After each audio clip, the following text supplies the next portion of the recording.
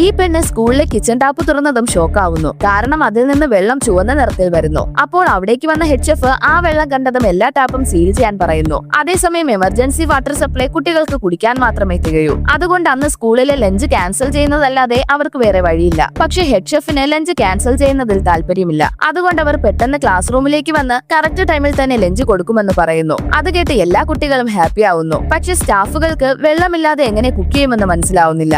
അപ്പോൾ HF milk എടുത്തുകൊണ്ടുവരുന്നു. Actually അവർ വെള്ളത്തിന് പകരം മിൽക്ക് യൂസ് ചെയ്ത് കുക്ക് ചെയ്യുന്ന ഒരു സിമ്പിൾ ഡിഷ് ഉണ്ടാക്കാൻ പ്ലാൻ ചെയ്യുന്നു. അങ്ങനെ ആ പ്രശ്നം അവസാനിച്ചെന്ന് വിചാരിക്കുമ്പോൾ പെട്ടെന്ന് മറ്റൊരു പ്രശ്നം വരുന്നു. നോക്കുമ്പോൾ ആ സ്കൂളിൽ പഠിക്കുന്ന ഒരു പെൺകുട്ടിക്ക് മാത്രം മിൽക്ക് അലർജിയാണ്. അതുകൊണ്ട് സ്റ്റാഫുകൾ ആ കുട്ടിക്ക് മാത്രം പുറത്തുനിന്ന് വാങ്ങിക്കൊടുക്കാമെന്ന് പ്ലാൻ ചെയ്യുന്നു. പക്ഷേ HF സ്കൂളിലെ എല്ലാ കുട്ടികളും ഒരുപോലെ ഫുഡ് കഴിക്കണമെന്ന് സ്ട്രിക്റ്റ് ആയി പറയുന്നു. അതുമാത്രമല്ല ഹോട്ടൽ ഫുഡ് സ്കൂളിലേക്ക് കൊണ്ടുവരുന്നതിൽ അവർക്ക് താല്പര്യവുമില്ല. എന്ത് ചെയ്യുമെന്ന് ആലോചിച്ച HF തന്റെ അസിസ്റ്റന്റിനോട് എന്തോ വാങ്ങിക്കൊണ്ടുവരാൻ പറഞ്ഞയക്കുന്നു. അതിനുശേഷം കറക്റ്റ് ടൈമിൽ അവർ ലഞ്ച് ഉണ്ടാക്കി കഴിയുന്നു. പക്ഷേ HF ആ അലർജിയുള്ള കുട്ടിക്കായുള്ള ഫുഡ് മാത്രം ഉണ്ടാക്കി കഴിഞ്ഞില്ല. എല്ലാവരും സന്തോഷത്തോടെ അവരുടെ ലഞ്ച് വാങ്ങി പോകുമ്പോൾ ആ പെൺകുട്ടി മാത്രം വിഷമിച്ചു നിൽക്കുന്നു. നോക്കുമ്പോൾ HF വേഗം തന്നെ അവൾക്കായുള്ള ഫുഡുമായി വരുന്നു. അതുമാത്രമല്ല അവളുടെ ഡിഷും മറ്റുള്ളവരുടേതുപോലെ തന്നെയുണ്ട്. പക്ഷെ ആ പെൺകുട്ടി അത് മിൽക്കിൽ ഉണ്ടാക്കിയതാണെന്ന് അറിഞ്ഞപ്പോൾ മടിയോടെ വായിൽ വെക്കുന്നു. പക്ഷെ അത് വായിൽ വെച്ചതും അവൾക്ക് വളരെയധികം ഇഷ്ടമാവുന്നു. അതിനുശേഷമാണ് മനസ്സിലാവുന്നത് HF തന്റെ അസിസ്റ്റന്റിനോട് സോയ് മിൽക്ക് വാങ്ങിക്കൊണ്ടുവരാനാണ് പറഞ്ഞയച്ചത്. മിൽക്കിന്റെ അത്രയും ക്രീമിനെസ് അതിനില്ലെങ്കിലും